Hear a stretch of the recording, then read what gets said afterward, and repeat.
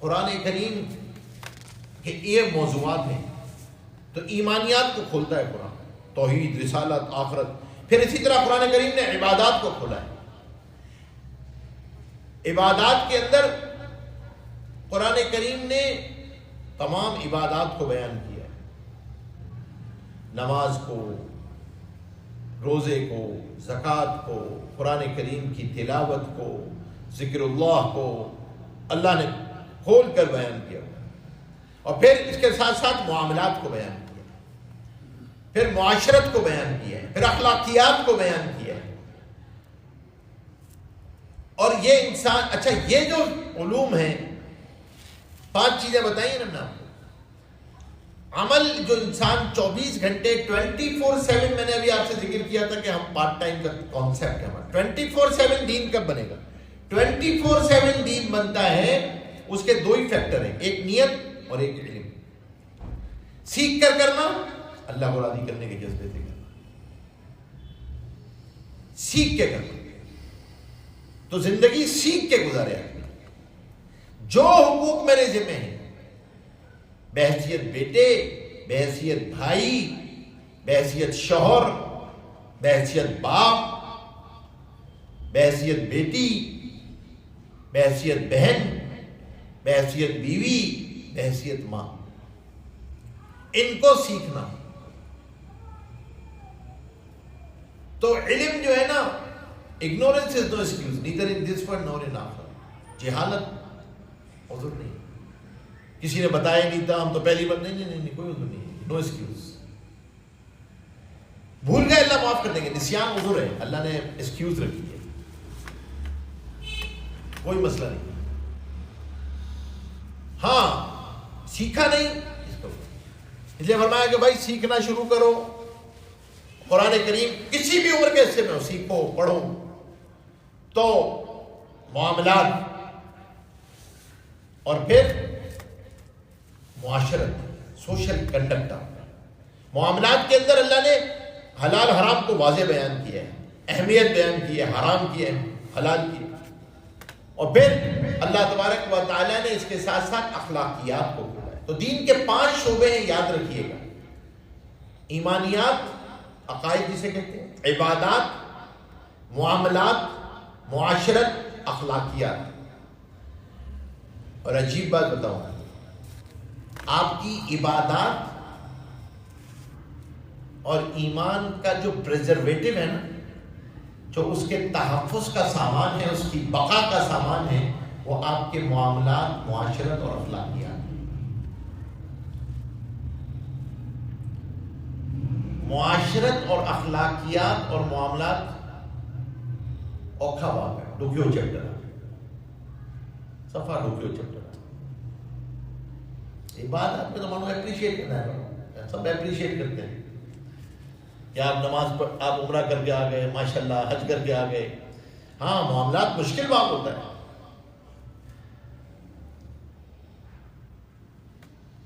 اور حلال اور حرام کی جو ٹرمینالوجیز ہیں، یہ نماز کی ٹرمینالوجی تھوڑی ہے، کوئی نماز کی اصطلاح تھوڑی ہے۔ نماز میں تو فرض، سنت، واجب ہوتا ہے۔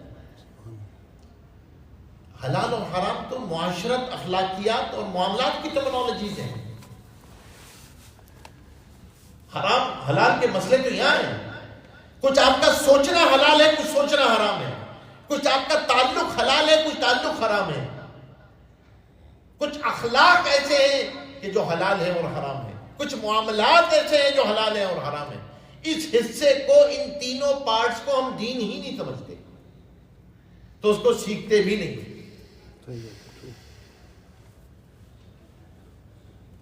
قرآن کریم کے اس حصے کو سیکھنا، علماء کے پاس بیٹھنا، یہ فرض عین درجے کا علم ہے۔ This not the optional knowledge, یہ آپشنل نالج نہیں ہے کہ ٹائم ہی نہیں تھا، نہیں، اس کو یہ تو فرض عین درجے کا علم ہے۔ جب ہم نے یہ شروع کیا تو ہم نے ذہن میں یہ رکھا تھا کہ بھائی فرض عین درجے کا علم آنا چاہیے، گھروں میں دین زندہ ہو۔ اور پھر اس کے ساتھ ساتھ قرآن کریم کا یہ حق ہے کہ اس پر عمل کیا جائے، ترجمے کے ساتھ پڑھیں، تفسیر کے ساتھ پڑھیں، اس پر عمل کریں. تفسیر کیوں کہتے ہیں کہ آپ تفسیر کے ساتھ پڑھیں؟ کیونکہ تدبر فی القرآن قرآن کا حق ہے کہ آپ اس پہ تدبر کریں. علماء نے لکھا ہے کہ قرآن کریم مرر ہے، مرر یہ آئینہ ہے. تو علماء نے لکھا ہے اپنے آپ کو قرآن میں تلاش کیا کرو. قرآن کریم نے بیان کیا اللہ محبت کس سے کرتے ہیں. اللہ محسنین سے محبت کرتے ہیں، توابین سے محبت کرتے ہیں، متطہرین سے محبت کرتے ہیں، توبہ کرنے والوں سے محبت کرتے ہیں، تقوی والوں سے محبت کرتے ہیں، پاک صاف رہنے والوں سے محبت کرتے ہیں، احسان کرنے والوں سے محبت کرتے ہیں. تو ہم بھی دیکھیں اپنی کیٹیگری میں ویئر آئی کین فال. میں بھی کسی کیٹیگری میں فال کرتا ہوں. ایمان کی ڈیفینیشن نہیں ملتی، ایمان کی علامات ملتی ہیں، سمٹمز ملتے ہیں. ڈاکٹر سپوز ٹو انویسٹیگیٹ نا، تو وہ ڈائگنوز کرنے کے لیے کہتا ہے بابا سمٹمز سے ڈائگنوز کر رہے ہوتے ہیں کہ یہ سمٹمز کیا ہے. تو فرمایا ایمان کو ایمان کی علامتوں سے تلاش کیا کرو. ایمان کی علامات کیا ہوتی ہیں؟ ان علامتوں سے اپنے آپ کو تلاش کرو. نیکی کرنے کا دل چاہے، نیکی کر کے دل خوش ہو جائے، گناہ کرنے سے بچے، گناہ کر کے دل بجھ جائے، ریگریٹ آ جائے، ندامت آ جائے، دل نادم ہو جائے. فرمایا ایمان کی علامت ہے. اور جب آدمی کے اس کے اوپر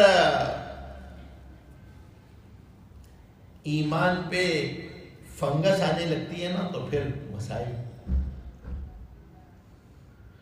وہ ہمارے یہاں اچار بناتے تھے نا، اچار، تو اچار کا جو ہے نا وہ ایک ایس او پی ہے. اچار کا ایس او پی ہے کہ بھائی دوسری چمچی جو ہے نا اس کے اندر نہیں ڈالی جاتی، اس سے اچار خراب ہو جاتا ہے، اس پہ پھپھوند آتی ہے، فنگس آتی ہے، آکسیڈنٹ کیمیکل ریئیکشن ہوتے ہیں تو اس سے وہ فنگس کریٹ ہو جاتی ہے.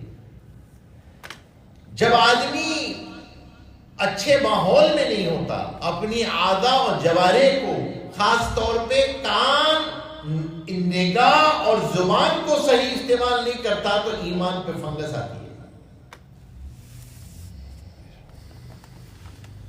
3 اہم چیزیں ہیں، یاد رکھیے. کیا دیکھتے ہیں، کیا سنتے ہیں، کیا بولتے ہیں، کیونکہ سوچ تو اس کے تابع ہوتی ہے، سوچ تو اس کے مطابق آ رہی ہوتی ہے. اور یہ اہم بات ہے. تو اس سے فرمایا اس لیے تدبر کرو بیٹھ کے اور اپنے آپ تلاش کرو. کیا محبت آئی اور کیا مجھے ایمان اسی طرح محبوب اور لذیذ ہو گیا؟ کیا یہ دل میں مزین ہو گیا؟ کیا مجھے گناہ سے، کفر سے اسی طرح گھن آنے لگی جیسے گندگی سے گھن آتی ہے؟ یہ ایمان کی علامت ہے، گھن آنا.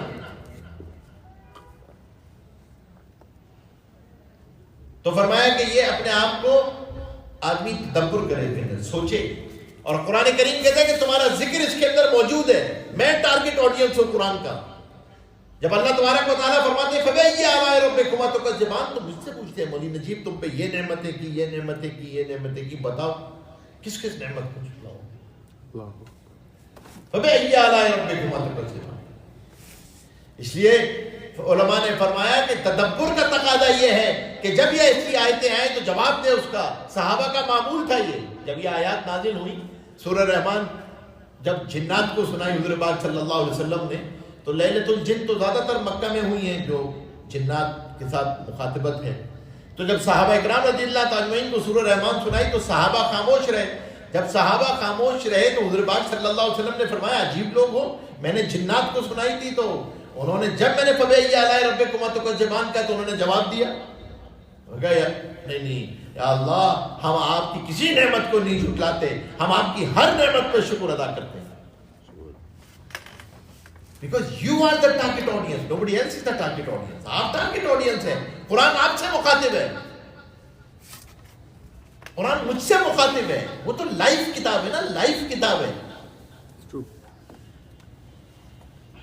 یہ جو مائنڈ سیٹ ہے نا، کہ یہ کسی برکت کے لیے ہے، کسی وظائف کے لیے ہے. نہیں نہیں نہیں، یہ تو لائف کتاب ہے، کوڈ آف کنڈکٹ ہے، بیسک ایس او پی ہے، ویری بیسک ایس او پی ہے. تو ہم خاص طور پہ قرآن کریم پہ نہ صرف یہ کہ آدمی اس کو سیکھے، اس پہ تدبر کرے، اس کا، اور آخری چیز اس کو دوسرے تک پہنچائے، دوسرے تک پہنچانا. اس کو قرآن کریم کی دعوت کو لے کے جانا، گھر گھر میں قرآن کریم کو نہ صرف یہ کہ پھیلائیں، گھروں میں اس کی تلاوت کا بھی اہتمام، روزانہ تلاوت کا اہتمام، اپنی اولادوں کو قرآن کریم سکھانا. یہ قرآن کریم کا حق ہے، قرآن کریم کے حقوق ہیں. علماء نے لکھا ہے کہ وہ ساری چیزیں ہیں کہ قرآن کریم جھگڑے گا اللہ کہ اللہ اس نے میرا حق ادا نہیں کیا. تو اپنے وقت کو آدمی نکالے، قرآن کریم کو سیکھنے کے لیے، قرآن کریم کی تلاوت کے لیے ٹائم نکالیں. اسی لیے اس کے پڑھانے والے کو سب سے نوبل ٹائٹل دیا ہے. Who is the noblest one? خیرکم من تعلم القرآن وعلمہ. سب سے نوبل وہ ہے، سب سے بہترین وہ ہے جو قرآن پڑھانے والا ہے اور قرآن سیکھنے والا ہے.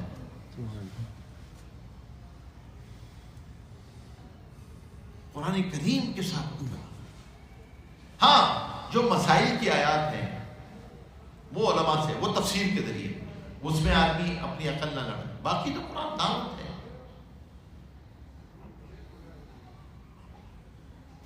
اور اس کے ساتھ ساتھ جیسے میں نے آپ سے عرض کیا، یہ جو اللہ نے اولاد کی نعمت دی ہے، اس کیا حق کیا ہے؟ اس کا حق اللہ نے سب سے بڑا حق یہ رکھا ماں باپ کے ذمہ کہ وہ اس کی تربیت کریں. تربیت کریں. لوگ مجھ سے پوچھتے ہیں کہ اولاد کی تربیت کے لیے جو ہے نا کوئی ٹپس دے دیں. میں نے کہا اولاد کی تربیت کی ضرورت نہیں، تربیت تو ماں باپ کی ضرورت ہے. اولاد کی تربیت کی ضرورت نہیں، ماں باپ کی تربیت.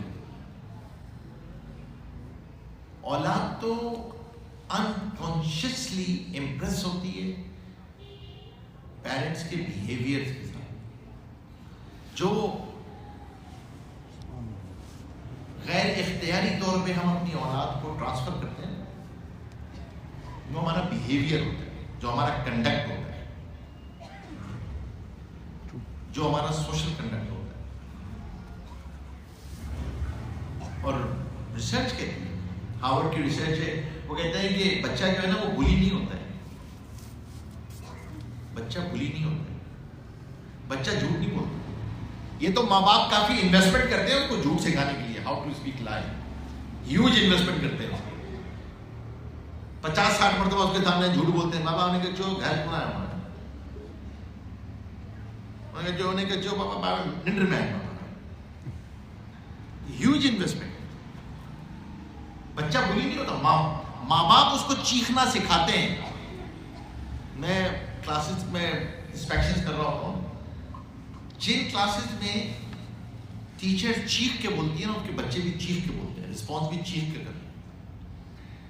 جہاں ٹیچر دھیمے انداز میں بولتی ہے نا، بچے بھی دھیمے انداز میں.